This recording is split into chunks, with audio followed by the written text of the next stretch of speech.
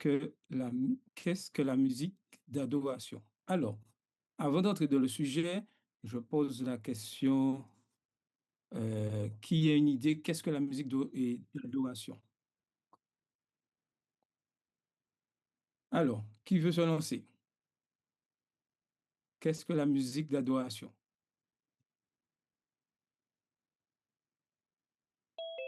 Déjà, qu'est-ce que aussi l'adoration? Je vais, Donc, je vais oui. présenter quelques petits mots. Mhm, Euh, Disons que la musique d'adoration est une musique qui nous élève vers Dieu et qui le loue pour ses bienfaits, ses bénédictions. mhm. Elle est différente des autres musiques que nous connaissons. Voilà. Tout à fait, tout à fait, tout à fait. Donc, et surtout, la musique d'adoration, elle est tournée vers Dieu. C'est quelque chose de très important dans la réflexion. La musique, c'est quelque chose qui accompagne à tout moment de la vie. Lorsque vous êtes dans un mariage, lorsque vous êtes en enterrement, lorsque vous êtes au travail, lorsqu'il y a une célébration, la musique est toujours présente dans ces moments-là et personne n'y échappe. Nous, nous, nous entendons toutes sortes de musique constamment, où que nous soyons, nous entendons la musique. Mais dans l'Église, elle occupe une place vraiment particulière. Et pas n'importe quelle place, elle a une place particulière au sein de l'Église. Elle n'est pas seulement l'expression artistique, elle est un acte spirituel. Il est important de comprendre cela, que ce n'est pas simplement je viens, je chante et puis non, à l'église, c'est un acte spirituel. Le fait de chanter, de participer à l'art musical au sein de l'église, c'est un acte spirituel, un moyen par lequel nous nous approchons de Dieu. Donc, lorsque je vais à l'église et que j'exprime, je dirais, ma reconnaissance à Dieu par la musique, c'est un acte qui me rapproche automatiquement de Dieu. Donc, vous voyez déjà l'importance de la musique. Alors, qu'est-ce que la musique d'adoration selon la Bible et l'esprit de prophétie? N'oublions pas que nous sommes à l'Église et que nous sommes attachés à la Bible, la parole et l'esprit de prophétie par rapport à ce que dit Madame White. Comment discerner ce qui nourrit l'âme de ce qui distrait? Et la frontière, des fois, est très mince. Qu'est-ce qui va me nourrir spirituellement dans la musique et qu'est-ce qui va me distraire aussi dans la musique? Comment aligner nos églises et nos cœurs sur la volonté de Dieu? Parce que quoi que nous fassions, il faut que nous soyons en accord avec surtout la volonté de Dieu. La musique, premièrement, je dirais, est un don de Dieu. Et nous lisons dans Job 38, verset 7, et aussi le psaume 150 que beaucoup connaissent. Donc, je vais lire le psaume 38, verset 7. Job 38, verset 7. Et ensuite, je lirai psaume 150. Alors, Job 38, verset 7. Donc, je vais lire. Il est dit, alors que les étoiles du matin éclataient en chants d'allégresse et que tous les fils de Dieu poussaient des cris de joie. C'est Job qui le dit. Et nous avons le psaume 150, psaume que beaucoup, et dès le plus jeune âge, on apprend ce psaume aux enfants, ou qui dit louez Dieu dans son sanctuaire, louez-le dans l'étendue où éclate sa puissance, louez-le. Louez-le pour ses hauts faits, louez-le selon l'immensité de sa grandeur, louez-le au son de la trompette, louez-le avec le luth et la harpe, louez-le avec le tambourin et avec des danses, louez-le avec les instruments à cordes et le chalumeau, louez-le avec les cymbales sonores, louez-le avec les cymbales retentissantes, que tout ce qui respire loue l'Éternel. Louez, oui, louez l'Éternel. Avant même qu'un être humain existe, la musique résonnait dans l'univers. Les étoiles du matin éclataient en chant d'allégresse. Et nous l'avons lu dans Job 38, verset 7. La musique est donc un langage céleste quand le psalmiste dit louez l'Éternel avec les instruments, que tout, oui, que tout ce qui respire loue l'Éternel. Il nous rappelle, le psalmiste, que la musique a été donnée pour exalter Dieu. Je répète, la musique a été donnée pour exalter Dieu et non pour glorifier l'homme. Déjà, nous voyons déjà comment Dieu voit la musique et dans quel but il a créé la musique. La musique d'adoration met Dieu au centre et non l'artiste. Ce n'est pas nous qui chantons qui sont les stars du sabbat matin. Non, non. C'est Dieu, c'est un acte d'adoration envers Dieu. Dieu est au centre. Elle vise la gloire du Créateur, non l'applaudissement du public. Et ça, c'est important, hein. Elle vise la gloire du Créateur, non l'applaudissement du public. Donc, vous voyez déjà dans quelle attitude nous devons être lorsque nous sommes dans, je dirais, le service d'adoration vis-à-vis de et le sabbat matin. La musique sert le culte. Lisons ce qui est écrit dans Colossiens 3, Colossiens 3, verset 16. Et ceci est important, va nous permettre de bien comprendre que la musique sert le culte, l'enseignement et surtout l'édification. Alors, Colossiens 3, verset 16, que la parole de Christ habite parmi vous abondamment. Instruisez-vous et exhortez-vous les uns les autres en toute sagesse par des psaumes, par des hymnes, par des cantiques spirituels, chantant à Dieu dans votre cœur sous l'inspiration, oui, sous l'inspiration de la grâce.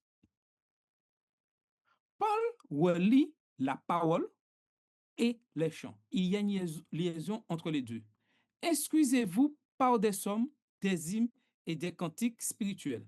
Donc, la musique d'adoration enseigne la vérité, c'est-à-dire enseigne la parole de Dieu, renforce le message biblique. La musique accompagne le message biblique et renforce ce message pour que chacun de nous puissions bien comprendre. Et en troisième lieu, édifie spirituellement l'Église. Donc, nous voyons que la musique d'adoration, elle doit enseigner la vérité, elle doit conforter le message biblique et surtout édifie spirituellement l'Église. Si un chant, le sabbat matin, ne transmet pas une vérité claire, s'il n'édifie pas, s'il ne reflète pas le caractère de Dieu, il ne peut pas être considéré comme musique d'adoration. Nous voyons clairement qu'il y a un choix à faire et que n'importe quelle musique ne peut pas entrer dans l'adoration que nous adressons à notre Créateur. Et ça, c'est bien clair dans la parole de Dieu. Une chose importante à comprendre, c'est que la musique influence, influence profondément le cœur. Donc, comme je dirais qu'il n'y a pas de musique inoffensive. La musique influence, oui, influence le cœur. Et on lit ceci dans 1 Samuel 16, verset 23. Et lorsque l'Esprit de Dieu était sur Saül, David prenait la harpe et jouait de sa main.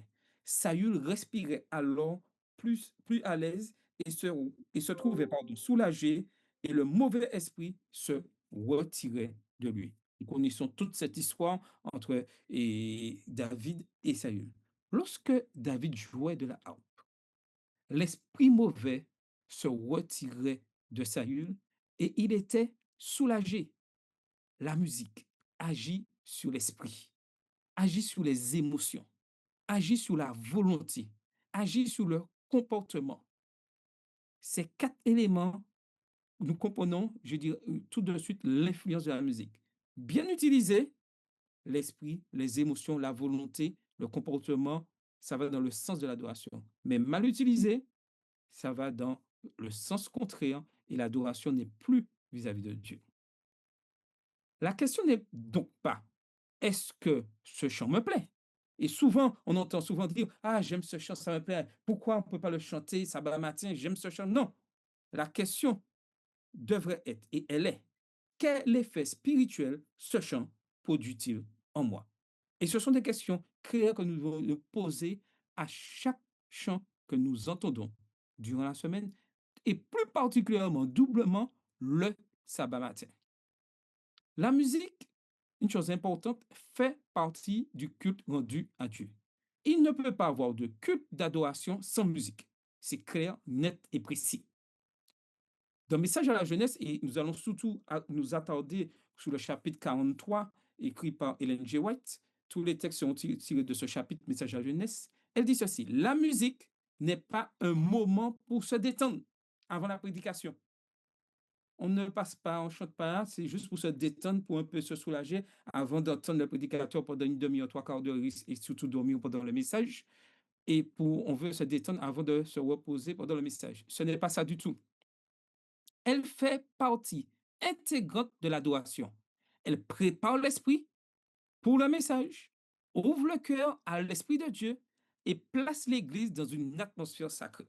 Donc, lorsque j'ai compris cela, je comprends que je ne peux pas choisir n'importe quel morceau musical avant la prédication ou dans le culte d'adoration parce que la musique est là pour préparer le cœur au message de vérité qui sera dit, l'Esprit de Dieu, et place l'Église dans une atmosphère sacrée. C'est-à-dire qu'elle influence l'Église pour amener et écouter le message de la parole de Dieu qui est prévu ce jour-là, le sabbat matin.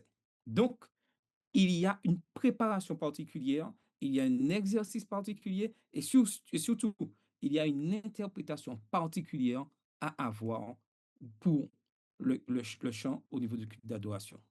Les chants ne sont pas une animation. On n'est pas venu pour un spectacle, on n'est pas venu là, entre guillemets, chauffer la salle. Non, c'est un ministère sacré. C'est un ministère sacré. Et chaque chanteur, chaque musicien doit comprendre cela. Lorsqu'il vient jouer le samedi matin dans le lieu, le culte d'adoration, c'est un ministère sacré. Ce n'est pas un show, ce n'est pas une prestation, non, c'est un ministère sacré. Ceux qui chantent doivent être des adorateurs consacrés, pas de simples performeurs, pas de superstars, non, des adorateurs consacrés pour la mission. Et ça, c'est important. La musique doit être pure, noble et surtout édifiante. Ces trois éléments sont indispensables. Et Madame Watt le dit toujours dans le livre Message à la jeunesse, au chapitre 43, la musique a une grande influence. Elle doit être soigneusement choisie et ne jamais être telle qu'elle excite les passions ou abaisse la pensée. Il y a un choix particulier à faire. Et c'est pour ceci, le plus souvent, qu'on demande aux prédicateurs ces chants pour pouvoir avoir cette liaison et les musiciens se préparent pour amener le peuple à suivre le message. Et ça, c'est important. La musique d'adoration doit élever l'esprit, approcher de Jésus, purifier les sentiments, apporter paix et humilité. Ces quatre éléments sont indispensables pour la musique d'adoration. Élever l'esprit, approcher de Jésus, purifier les sentiments, apporter paix et humilité. La musique mondaine rend l'esprit confus.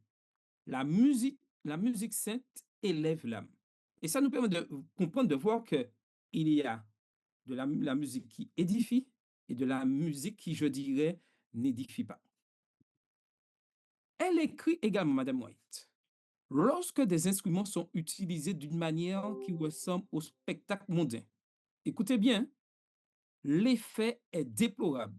Le cœur est détourné du sacré vers le sensuel.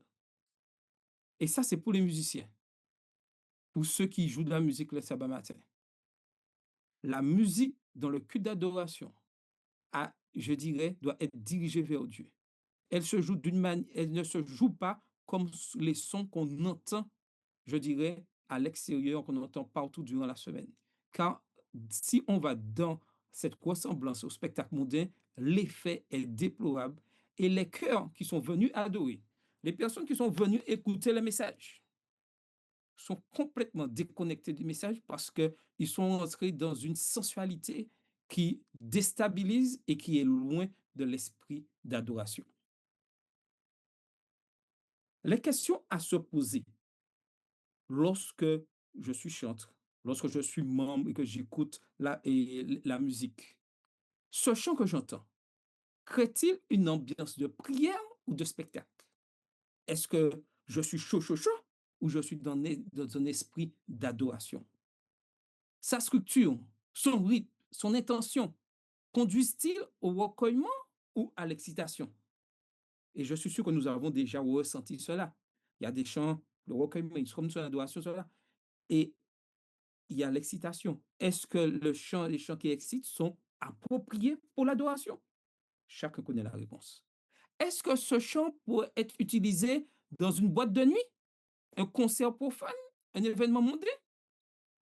Eh oui, si j'entends un chant là et puis ça me fait penser, ah ouais, j'ai entendu ça sur Martinique Première durant la semaine là, après les avis d'obsèques là, ah mais c'était ça, où suis-je? Et j'entends ça le sabbat matin.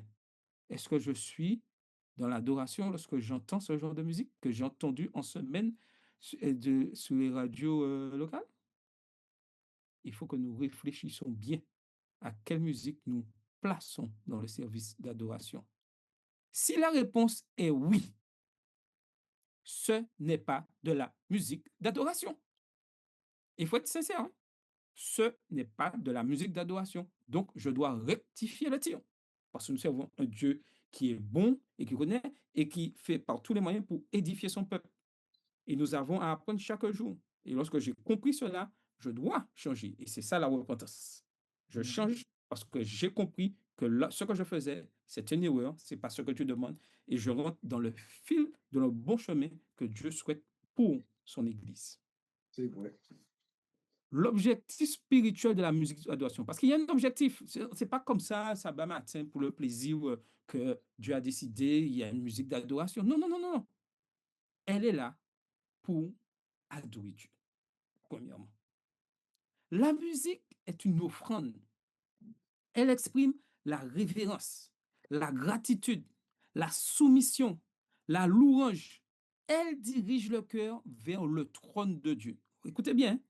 Elle dirige le cœur vers le trône de Dieu. Et ça, c'est important dans l'accomplissement. Deuxièmement, elle sanctifie l'âme. Et Madame Watt écrit toujours dans le livre Message à la jeunesse au chapitre 43, la musique peut être un moyen de sanctification. Elle purifie les pensées et façonne un caractère semblable à celui, oui, à celui de Christ.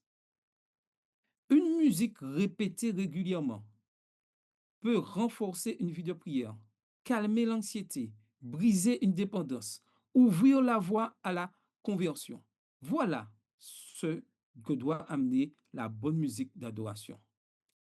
Troisième élément, puisque nous avons une mission, la proclamation du message des trois anges. Donc, nos chants, notre musique, c'est dirigé vers la mission. N'oubliez pas ça, nous avons une mission. Donc, la musique entre dans l'ensemble pour annoncer. Une église qui chante la vérité devient une église qui proclame la vérité. Amen. Et lorsque nous comprenons cela, nous comprenons que nous ne pouvons pas faire entrer n'importe quel chant dans le culte d'adoration.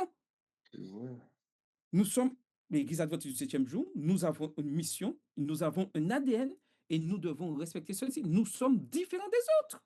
Une église qui chante la vérité devient une église qui proclame la vérité. Les chants mémorisent la doctrine, nourrissent la foi et motivent à témoigner. Est-ce que certains chants, malheureusement, que nous entendons dans nos cultes d'adoration, tout ça, est-ce que ces chants nourrissent la doctrine, nous permettent de mémoriser notre doctrine, la doctrine biblique, nourrissent notre foi et surtout nous poussent à témoigner? Nous devons réfléchir à toutes ces choses-là. Quatrième élément, la musique favorise la communion fraternelle. Quand l'Église chante ensemble, elle devient un seul corps. Et demain, si Dieu veut, lors du culte d'adoration, j'attirerai cette partie que quand l'Église chante, Dieu agit. La musique d'adoration unit, rassemble, apaise les tensions et ouvre la voie, oui, ouvre la voie à la réconciliation. Vous voyez? Donc, la musique, autant que le message, a un but bien précis une adoration pour que le peuple soit uni, rassemblé ensemble. Et malheureusement, vous pouvez faire tout ce que vous voulez avec la technologie. C'est très difficile qu'on puisse chanter ensemble avec la nouvelle technologie. On peut chanter ensemble uniquement lorsque nous nous retrouvons dans nos assemblées ensemble. Elle apaise les tensions et ouvre surtout la voie à la réconciliation. Parce que nous sommes tous pécheurs, nous avons tous péché et nous avons tous blessé notre Père. Et la musique nous appelle à nous réconcilier avec lui, que Dieu veut soit réconcilié, que nous soyons réconciliés avec lui et nous réconcilier de façon horizontale avec nos frères et sœurs, parce que nous aurons toujours et nous avons toujours des différends avec eux. Mais la musique doit nous amener à pouvoir nous réconcilier, à être ensemble, chanter ensemble pour la gloire de Dieu. La musique d'adoration n'est ni une question de style, ni de préférence personnelle. C'est une musique centrée sur Dieu, enracinée dans la Bible, conforme à l'esprit de prophétie, édifiante pour le croyant, sanctifiante pour l'âme. Et j'ai trouvé ce mot missionnel dans sa portée, c'est-à-dire tourné vers la mission, orienté vers l'annonce de l'évangile et intentionnellement centré sur la transformation de vie. Et j'insiste sur cette partie-là. La musique de l'adoration nous tourne vers la mission, nous oriente vers l'annonce des messages des trois anges de l'évangile et intentionnellement centré sur la transformation des vies. Est-ce que lorsque j'écoute cette musique sacrée, ça me pousse à changer et à abandonner mes mauvaises habitudes? Et tout cela est bien compréhensible. Et aussi, demain, si Dieu veut, nous verrons avec Carole l'importance, je dirais, des hymnes qui permettent de transformer nos vies par les paroles que nous entendons et que nous chantons. Et en dernier lieu, elle unifie l'Église. Et c'est ça le but.